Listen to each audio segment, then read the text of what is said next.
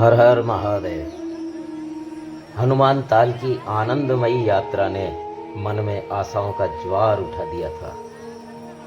महाराज श्री सुदामाजी गिरी ने एक और स्थान गुप्त भीमाशंकर नामक स्थान की चर्चा की। वो स्थान जो घने जंगल में विकट पहाड़ों के बीच रमणीय विशाल झरने की जड़ में स्थित है। मार्ग बड़ा कठिन है और गुप्त भीमाशंकर जाने के लिए मौसम का साफ रहना बहुत जरूरी है। जब से महाराज जी ने गुप्त भीमाशंकर के बारे में चर्चा की थी, तभी से मन गुप्त भीमाशंकर जाने के लिए मचल उठा था, उतावला हो उठा था। मौसम की मजबूरी थी कि मौसम साफ ही नहीं हो रहा था।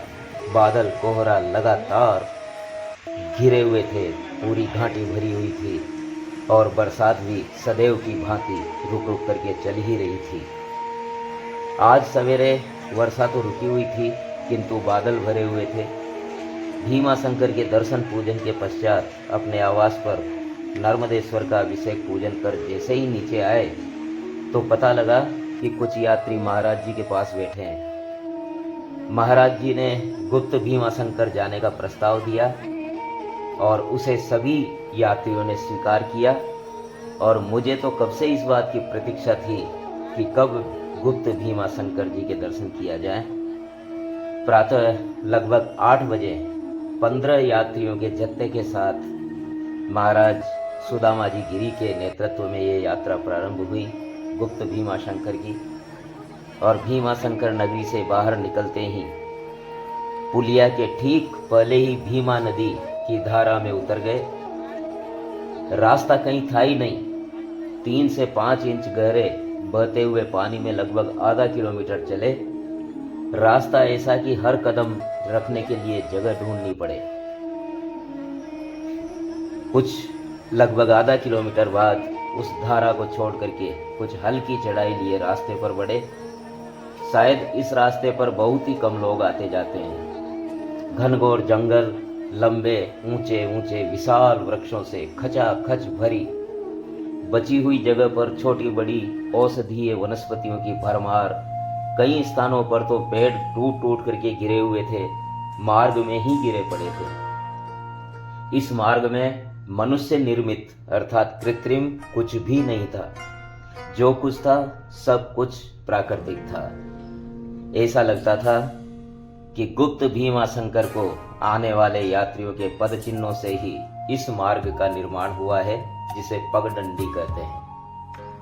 कुछ दूरी पर एक जलधारा और मिली। यहाँ से एक मार्ग बाईं ओर घोरगिरी गांव जाता है, जो यहाँ से लगभग 5 किलोमीटर की दूरी पर है। इस जलधारा को पार करके जो मार्ग है वही गुप्त भीमाशंकर को जाता है। पिंडलियों तक गहरे बहते पानी को पार कर आगे बढ़े तो चढ़ाई शुरू हो गई थी।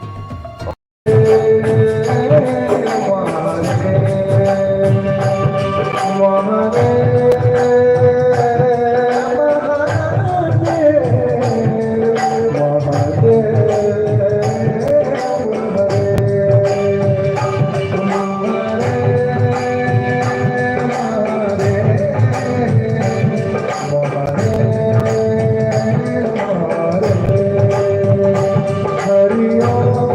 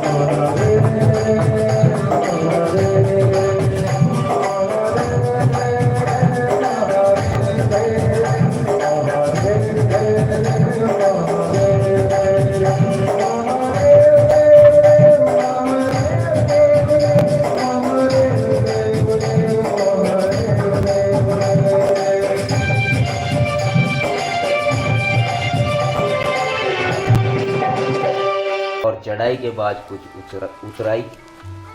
जहाँ उतराई खत्म हुई वहाँ एक विशाल झरना ऊंचे पहाड़ों से गिरता हुआ दिखाई दिया।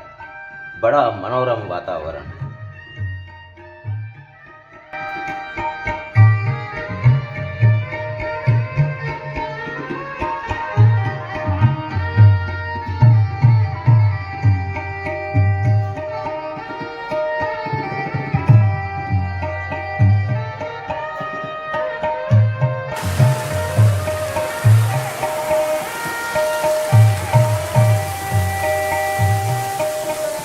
आसमान से गिरती हुई जैसे गंगा अवतरण हो रहा है, ऐसा दृश्य हो रहा था। इस झरने का जल हमारे रास्ते को काटते हुए नीचे तक जा रहा था।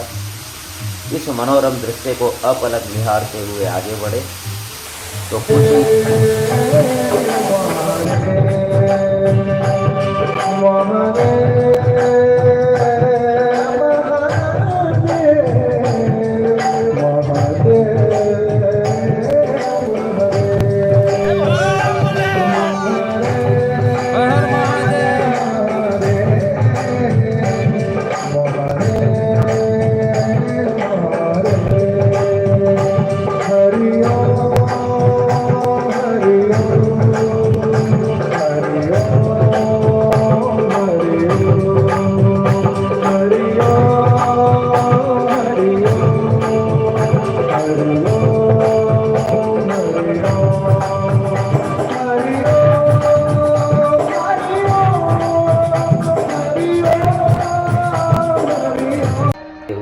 नीचे तक जा रहा था। इस मनोरम दृश्य को अपलक निहारते हुए आगे बढ़े तो कुछ ही दूरी पर साक्षी गणेश जी का एक छोटा मंदिर मिला। वहां दर्शन करके आगे बढ़े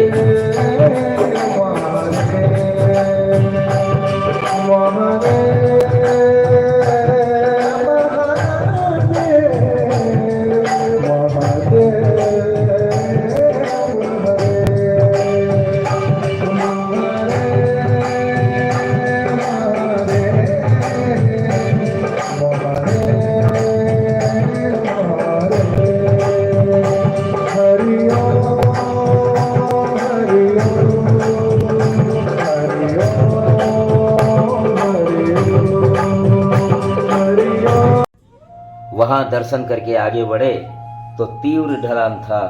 ऊबड़ खाबड़ फिसलन भरी उतराई उतर करके हम दिव्य भव्य लंबे चौड़े स्थान पर पहुंच गए। यहाँ चट्टानी भूमि पर बाईं ओर से वेगवती जलधारा आ रही थी।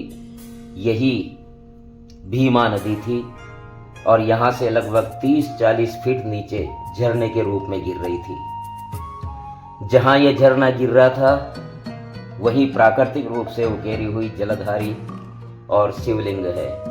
यही गुप्त भीमा शंकर कहलाते हैं। जहाँ से झरना गिरता है और जहाँ पर झरना गिरता है वहाँ पहुँचने के लिए चारों हाथ पैरों से चलना होता है, क्योंकि पूरे मार्ग में हरी हरी पानी की काई, जिसे फिसलन कहते हैं, भयंकर फिसलन, जरा सी चूक जानलेवा हो सकती है। उठपटांग चट्टानों पर पानी के कारण जो चिकनी हरी परत जम जाती है वो काई जमी हुई और उनसे उतरना किसी युद्ध को जीतने जैसा है। लेकिन गुप्त भीमा शंकर की कृपा रही कि हम सकुशल उतरे भी और गुप्त भीमा शंकर ज्योतिर्लिंग का यथेष्ट अभिषेक पूजन भी किया। मार्ग कितना भी कठिन रहा हो, किंतु यहाँ जो प्रकृति में परमेश्वर की ऐसी अनुभूति हुई कि हमारी लौटने की इच्छा भी नहीं हो रही थी। बहुत देर तक यहाँ के नैसर्गिक सौंदर्य का आनंद लिया। मन इस मनोरम प्राकृतिक सौंदर्य में बंद सा गया था। मन कह रहा था यहीं बैठे रहे, बैठे रहे, बस बैठे रहे। हर हर महादेव।